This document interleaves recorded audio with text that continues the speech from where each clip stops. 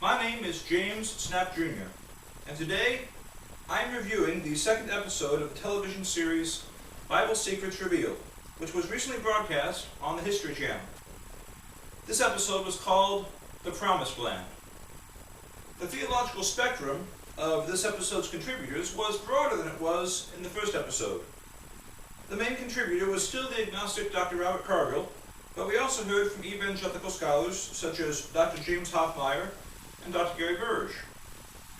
Nevertheless, the program repeatedly drew the reliability of the Bible into question without examining the evidence in detail.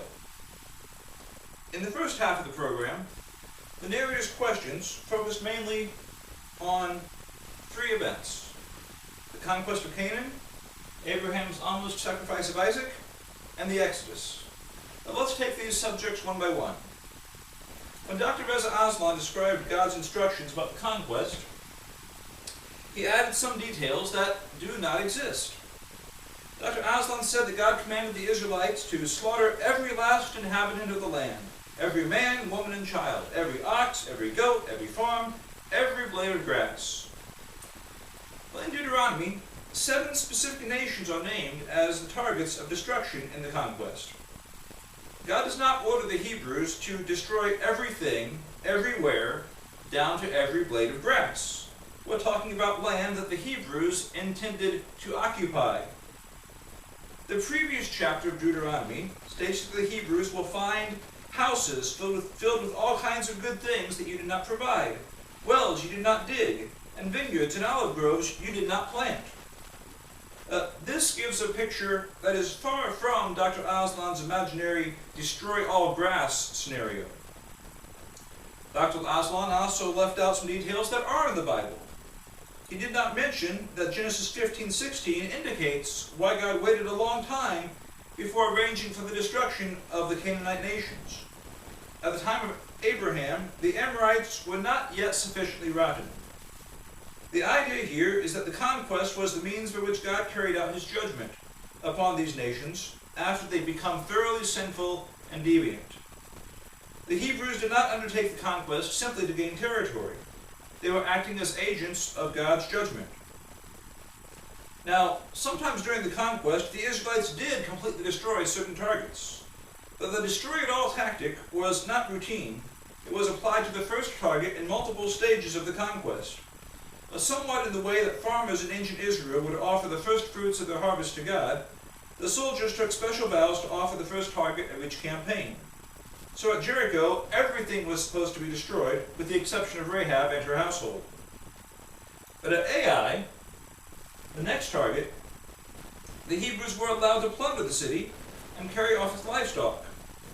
Walled cities that housed military opposition were destroyed, and the armies of Canaanite tribes that counterattacked the Hebrews were considered fair targets. But after the conquest, when Joshua makes his final speech in Joshua chapter 23, he refers to these nations that remain among you. He also tells the Israelites not to intermarry with the survivors of the nations they have overwhelmed. Why say that if they were leaving no survivors? The book of Joshua makes it clear that the Hebrews destroyed dozens of walled cities and forts. But it's also clear that the conquest did not result in the extermination of all of Canaan's people, livestock, and grass. Next, the narrator mentioned events in Genesis 22, where God tested Abraham. Once again, the presentation left out something significant. In chapter 21, God promised Abraham that he would have descendants through Isaac. With that promise in the equation, readers can perceive that Abraham did not comply with the command to sacrifice Isaac merely because God said so, but as Abraham prepared to sacrifice Isaac, it was with the belief that if Isaac thus died, God would raise him from the dead in order to keep his promise. This element of the story should have been mentioned. Next, the program focused on the Exodus, the Hebrews' departure from Egypt, and their 40 years of wandering in the wilderness east of the Jordan River. The narrator claimed that the traditional interpretation is that the Israelites wandered in the desert for 40 years as a test of their faith. Then he says that some scholars say that it was a punishment. As an example, Dr. Jeffrey Gagan was interviewed, and he referred to the 40 years of wandering as a punishment from God. And he's right. Now, to the generation that was born in the wilderness, the harsh nomadic wanderings tested their faith. But Numbers 14 very plainly states that except for Joshua and Caleb, the generation of adults that left Egypt would not enter the promised land as punishment for their lack of faith. The narrator's claim that the traditional interpretation is something else is just false. The narrator also stated that it's a little-known fact that Moses did not enter the promised land. Well, this could be little known to some viewers, but it's not a secret. Numbers 27 and Deuteronomy 32 make it very clear that Moses did not enter the promised land. Some of the narrator's questions just seemed dense. Who can read Deuteronomy 32:51, where God tells Moses, "You trespassed against me," and still ask, did God view Moses' error as disobedience? He says, "You've trespassed against me," but I'm just not sure. How obvious does it have to be?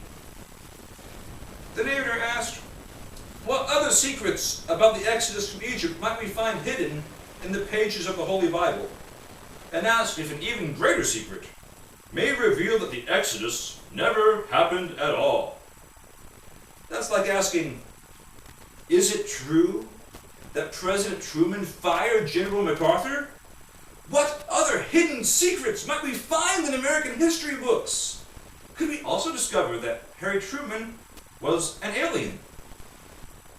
However, setting aside the tabloid-worthy narration, a valid point was raised by Dr. Mullins and Dr. Ehrman regarding the large numbers that are assigned to the Hebrew population that left Egypt.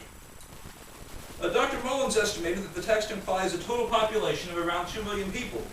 Dr. Ehrman put the number at 2.5 to 3 million people, and he stated, there's no way that 3 million people left Egypt.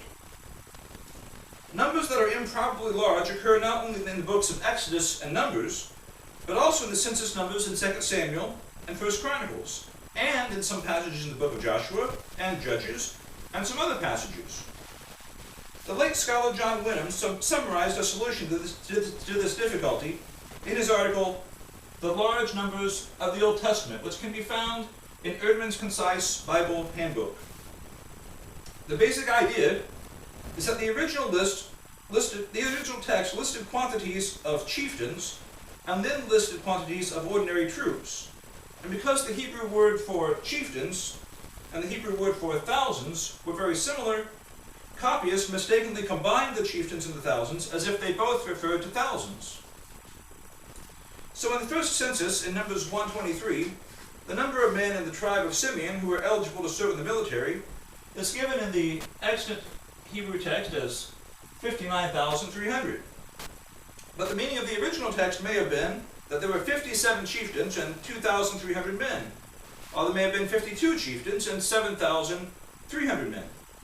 Other combinations of the number of chieftains and the number of thousands of men eligible for military service are possible.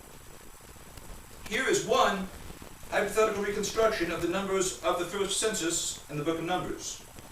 Instead of around 600,000, the total number of men able to serve in the army is about 54,000. When senior citizens and the non-military Levites are included, this would imply that about 60,000 men and their families left Egypt instead of 600,000. And if we were to take the time to analyze the numbers given for the second census, we would see that instead of describing an invasion force of about 600,000, the original text may have meant that about 40,000 Hebrew men invaded Canaan. I favor that solution, but Wyndham proposed that numbers were even lower, so as to yield a total of only about 18,000 men, implying a total population of about 72,000 Hebrews leaving Egypt with Moses. If almost all of the references to thousands are interpreted as references to chieftains, the number of Hebrew men ready to fight comes to a little over 17,000. Something like this text-critical solution is probably what Rabbi David Wolf had in mind when he stated that the likeliest scenario is that there was a small group that left Egypt. But the program did not expand on his statement. Once again, I found myself asking, was this program made to provide answers to questions about the Bible? Or was it made to give viewers the impression that these questions have no plausible answers? Regarding the second half of the program, I'm not going to go into much detail. It tended to focus on subjects which do not directly involve the Bible. There was a brief discussion about what might have happened to the Ark of the Covenant. There was another brief discussion about alleged relics such as the Holy Grail and pieces of the true cross. There was a description of the Church of the Holy Sepulchre. An Islamic story was also mentioned as the foundation for a connection between Jerusalem and Islam. More on that shortly. At one point, Dr. Elaine Pagels offered a very inaccurate caricature of the Crusaders. Her inaccurate claims deserve to be corrected, but I will skip all that because those things don't significantly affect interpretations of the Bible one way or another. Before wrapping up, I want to clarify 3 relatively minor mistakes in the second part of the program that could confuse or mislead viewers. The narrator, in the course of describing events in Genesis, said that Hagar's son Ishmael would be the heir to the promised land according to Jewish law. That reference should have been to Mesopotamian law. There was no Jewish law in the time of Abraham. Jonathan Kirsch claimed that Sarah prevailed upon Abraham to send Hagar and her son Ishmael into the wilderness to die. That's kind of a misrepresentation of the account. In Genesis 21:14, Abraham sends Hagar and Ishmael away, but in the previous verse, God promises Abraham that Ishmael will survive and be the founder of a nation. And earlier in chapter 17, God promises Abraham that Ishmael will be fruitful and will have a large family. So it's not as if Abraham sent away Hagar and Ishmael expecting them to drop dead. Third, Dr. Ehrman stated, for Christians, the temple has to be there before Jesus can come back. Millions of Christians do believe that the temple will be physically rebuilt in Jerusalem before Jesus returns, but that is a minority view. It's not a belief that all Christians are obligated to have. 2 Thessalonians 2:4 says that before Christ returns, an individual will set himself up in God's temple, proclaiming himself to be God. But Paul does not specify that this must be the physical temple in Jerusalem. It was misleading to describe one interpretation as if it's the Christian view. In closing,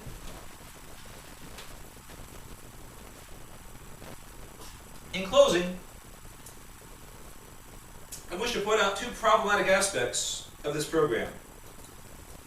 First, the narrative expressed deep skepticism of the claims of the Bible, while exhibiting remarkable gullibility about Islamic claims. Near the beginning of the show, the narrator said that Israel for Muslims is the land of Muhammad, the place from where he ascended into heaven.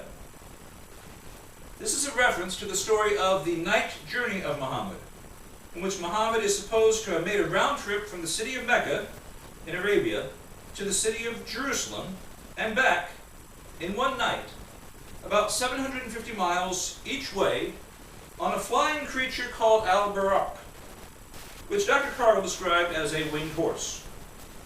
The story of the night journey also says that the angel Gabriel cut open Muhammad's chest, and Muhammad's heart was removed and was put in a golden bowl and washed, and then put back into Muhammad's body.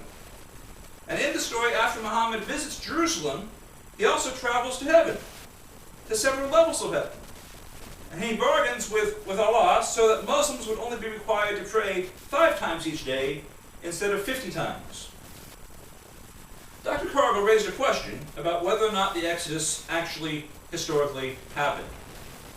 Okay, we can engage that question. But where is the balance? If Robert Cargill is going to present the story of Muhammad's night journey as a link between Muhammad and Jerusalem, why doesn't he also ask whether or not Muhammad's night journey actually historically happened?